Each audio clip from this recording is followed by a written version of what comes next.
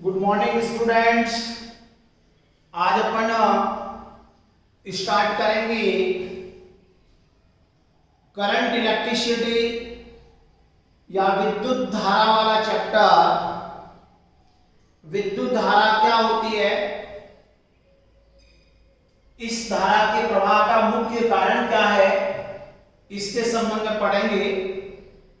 तो देखिए, विद्युत धारा का मुख्य स्रोत निश्चित दिशा में गतिशील आवेश है।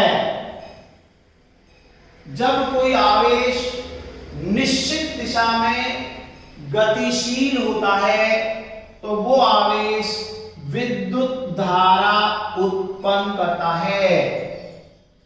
तो सबसे इंपॉर्टेंट बात अपने यहां पे ये होगी कि आवेश क्या चीज है, आवेश किसे कहते हैं।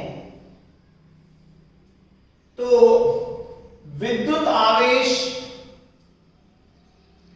भौतिक राशि का एक वह गुण है, ऐसी विशेषता है जो निश्चित दिशा में प्रवाहित होने पर विद्युत धारा एवं चुंबकीय क्षेत्र उत्पन्न करता है। तो आवेश एक ऐसी राशि है, वो ऐसा गुण है जो निश्चित दिशा में प्रवाहित होने पर विद्युत धारा एवं चुंबकीय क्षेत्र उत्पन्न करता है। तथा आवेश जब स्थिर अवस्था में है तो वो सदैव विद्युत क्षेत्र एवं विद्युत विभव भी उत्पन्न करता है। तथा वो विद्युत आवेश उस विद्युत क्षेत्र के अंदर या चुंबकीय क्षेत्र के अंदर विद्युत बल एवं चुंबकीय बल का भी अनुभव करता है। बल का अनुभव करता है। विद्युत आवेश को कैपिटल Q या स्मॉल q द्वारा व्यक्त करते हैं।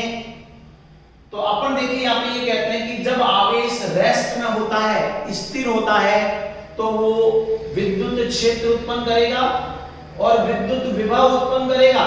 मतलब विद्युत विभव जीरो नहीं हो सकता है, विद्युत क्षेत्र जीरो नहीं हो सकता है अगर आवेश रेस्ट में है, परंतु चुंबकीय क्षेत्र जीरो होगा और धारा भी यहाँ पे जीरो होगी क्योंकि वो आवेश रेस्ट में है। जब आवेश गतिशील है तो विद्युत क्षेत्र भी उत्पन्न करेगा, विद्युत विभव भी उत्पन्न करेगा और चुंबकीय क्षेत्र भी उत्पन्न करेगा। परंतु आवेश गतिशील है निश्चित दिशा में, तब वहां पे विद्युत धारा भी उत्पन्न होगी, चुंबकीय क्षेत्र भी उत्पन्न होगा और विद्युत क्षेत्र और विद्युत विभव भी उत्पन्न होगा। यहां पर देखिए, अपने एक कंडक्टर लिया है, चालक लिया है, धातु लिया है। इस धातु के सतह पर आवेश स्थिर है क्योंकि आवेश हमेशा धातु की सतह पर रहता है और वो रेस्ट में है। तो इसके बाहर हर जगह विद्युत क्षेत्र और विद्युत विभव होगा, परंतु इसके अंदर विद्युत क्षेत्र जीरो होगा और विद्युत विभव नियत होगा। यदि मैं इंसुलेटर ले लेता हूं, कुचालक ले लेते हैं, तो उस कुचालक के अंदर प्रत्येक जगह आवेश विद्यमान रहता है, तब उसके अंदर भी विद्युत क्षेत्र रहेगा, बाहर भी विद्युत क्षेत्र रहेगा, जीरो नहीं होगा। चालक होने पर अंदर विद्युत क्षेत्र जीरो और कुचालक होने पर अंदर और बाहर सब जगह विद्युत क्षेत्र का अस्तित्व रहेगा। अब अगर मैं चालक लेता हूं और उस चालक के अंदर आवेश जो है, उस कंडक्टर के अंदर आवेश जो है वो निश्चित दिशा में गतिशील है, आवेश गति कर रहा है, तो उस गतिशील आवेश के बाहर विद्युत क्षेत्र शून्य होगा, परंतु चुंबकीय क्षेत्र शून्य नहीं होगा एवं उस चालक के अंदर विद्युत धारा का प्रवाह होगा। इस बात का विशेष ध्यान रखें। इससे आगे अपन लेते हैं, आवेश की खोज सर्वप्रथम थैलस ने की थी। इंपॉर्टेंट है थैलस, परंतु व्यापक रूप से आवेश को गिलबर्ट द्वारा खोजा गया था। आवेश दो प्रकार के होते हैं। आवेश की ध्रुवणता प्रकृति दो तरह की होती है, धनात्मक आवेश एवं ऋणात्मक आवेश।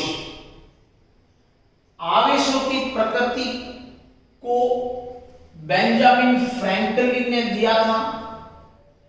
इसी कारण से आवेश का सीजीएस पद्धति में मात्रक अपन फ्रैंकलिन भी लेते हैं।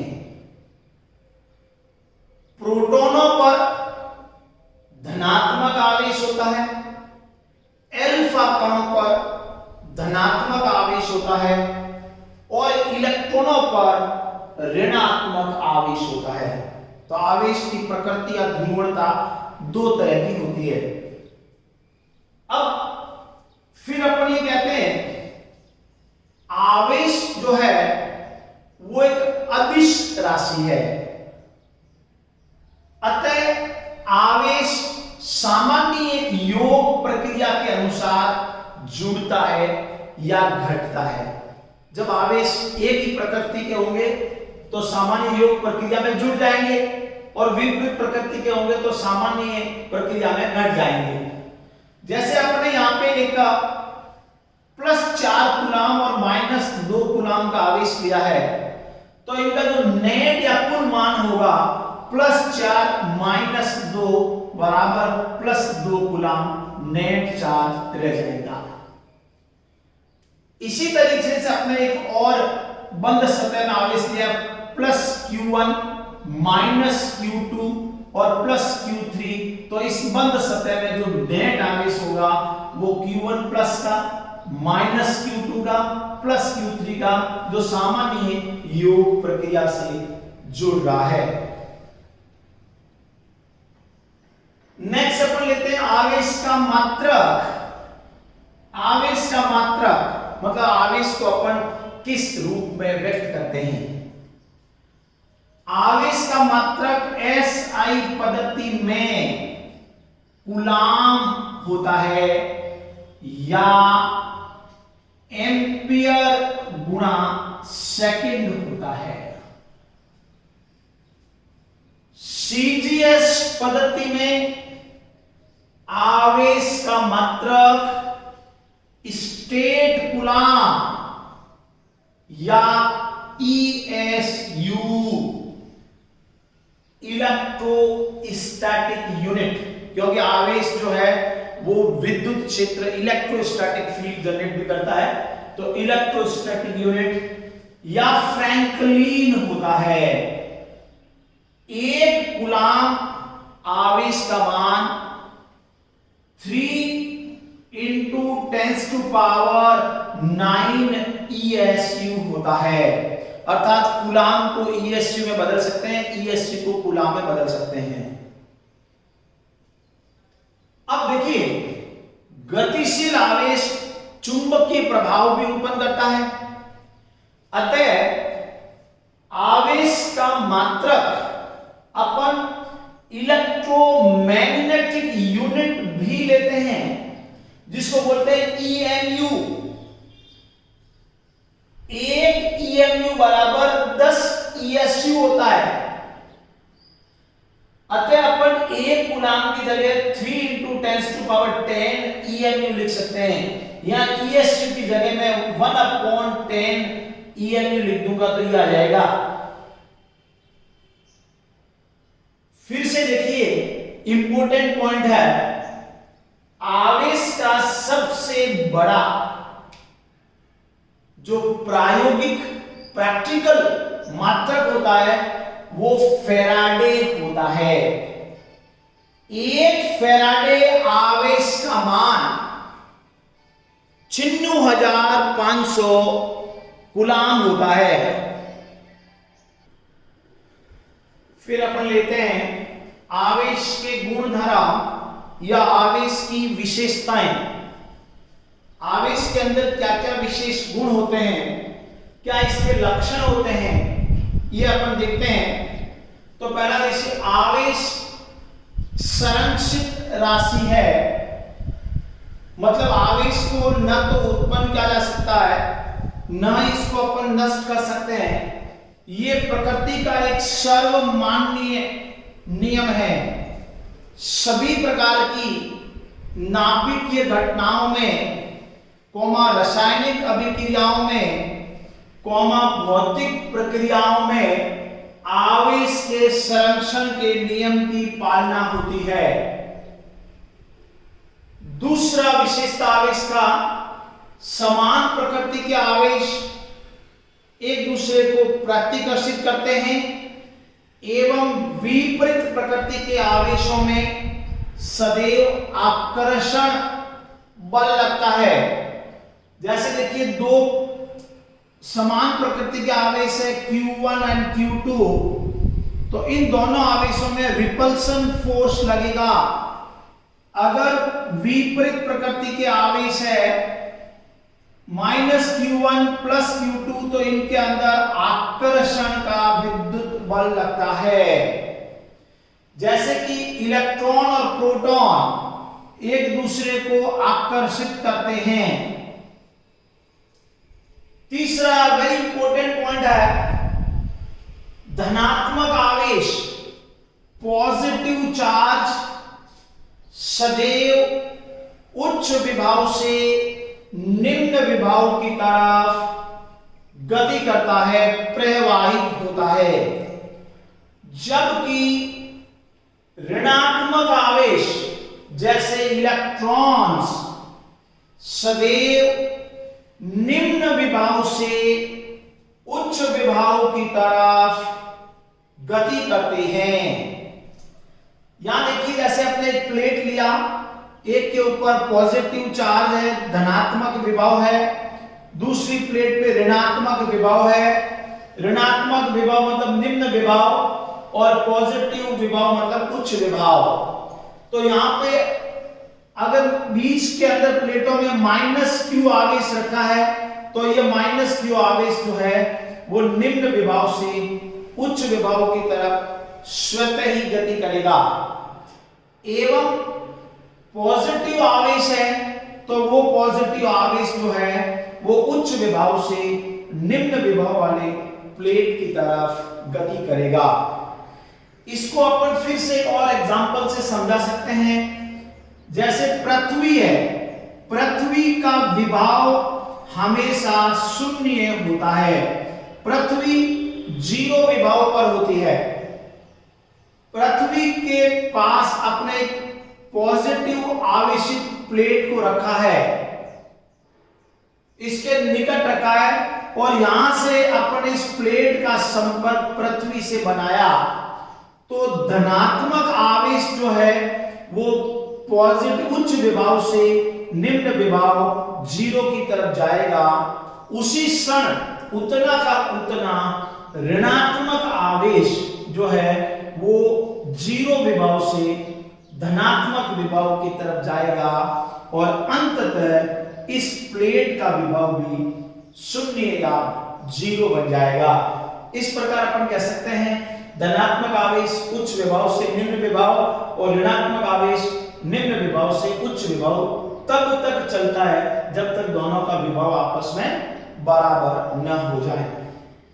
जैसे मैंने एक पॉइंट लिया जिसका विभव 10 वोल्ट है, दूसरा पॉइंट लिया जिसका विभव 5 वोल्ट है, तो +Q आवेश 10 से 5 जाएगा और -Q आवेश जो है 5 से 10 आ सकता है।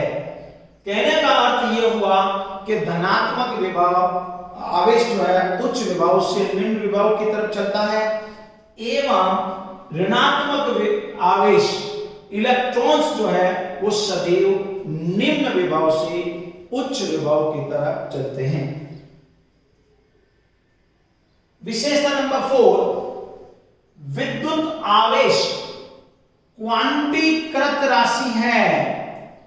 क्वांटीकृत मतलब विभाजन योग्य राशि है, अर्थात किसी भी आवेश Q को अपन इलेक्ट्रॉन अर्थात प्लस माइनस स्मॉल e के पूर्ण गुणज में उस आवेश को विभाजित कर सकते हैं। अतः किसी आवेश पर न्यूनतम संभव मान 1.6 मल्टीप्लाई 10⁻⁻19 कूलाम के बराबर हो सकता है। किसी आवेश का मान इससे कम स्वतंत्र रूप से संभव नहीं है। हालांकि नाभिक के अंदर 2e/3 और e/3 क्वार्क के रूप में ये कण हो सकते हैं, लेकिन स्वतंत्र रूप से आवेश का मान 1.6 × 10⁻⁻19 कूलाम से कम संभव नहीं है। अतः यदि अपन किसी आवेश Q को n बराबर या n इलेक्ट्रॉनों में विभाजित किया जाता है या उनको विभाजित कर सकते हैं, तो Q बराबर n मल्टीप्लाई स्मॉल e होगा, जहां स्मॉल e है 1.6 × 10⁻⁻19 और ये n जो है वो एक पूर्णांक संख्या होगी 1 2 3 4 5 ऐसे, ये इस तरह की भिन्नात्मक में नहीं होगी। मतलब अगर अपन किसी आवेश Q को 2 इलेक्ट्रॉनों के बराबर तोड़ सकते हैं, 3 के बराबर तोड़ सकते हैं, कितनों के बराबर तोड़ सकते हैं, वो होगा n। फिर अपन ये कहते हैं आवेश का जो न्यूनतम मान है 1.6 × 10⁻⁻19 कूलाम, इस मान को मिलिकन नामक के वैज्ञानिक द्वारा तेल बूंद प्रयोग की मदद से ज्ञात किया था। मिलिकन ने यह बताया था कि किसी भी आवेश के ऊपर जो न्यूनतम मान हो सकता है वो कम से कम इतना हो सकता है, इससे कम मान संभव नहीं है। इससे ज्यादा कितना भी हो सकता है इनके गुणांक में। जैसे देखिए प्रोटॉन पर आवेश का मान प्लस में 1.6 × 10⁻⁻। अल्फा कण, हीलियम के नाभिक अल्फा कण होते हैं, उन पर आवेश का मान +2e होता है। इलेक्ट्रॉन पर आवेश का मान स्मॉल e होता है। न्यूट्रॉन जो कि आवेश रहित कण होते हैं, इनके ऊपर किसी तरीके का कोई आवेश नहीं होता है। अतः न्यूट्रॉनों के ऊपर विद्युत क्षेत्र एवं चुंबकीय क्षेत्र का कोई प्रभाव नहीं पड़ता है, क्योंकि इनका आवेश ही नहीं है। फिर अपन एक उदाहरण ले रहे हैं, 1 कूलाम आवेश में इलेक्ट्रॉन्स की संख्या कितनी होगी। आवेश का मान 1 कूलाम दिया हुआ है, इसमें अपने को इलेक्ट्रॉन की संख्या निकालनी है। तो अपने मान लिया इलेक्ट्रॉन की संख्या n है, प्रत्येक पर आवेश स्मॉल ही है, तो n बराबर 1/1.6 × 10⁻⁻19 और 1/1.6 × 10⁻⁻19 को आप सॉल्व करेंगे तो आपके पास आएगा 6.25 × 10⁻+18। इसका मतलब 1 कूलाम आवेश के अंदर 6.25 × 10⁻18 इलेक्ट्रॉन्स होते हैं। फिर अपन एक उदाहरण नंबर और लेते हैं 2।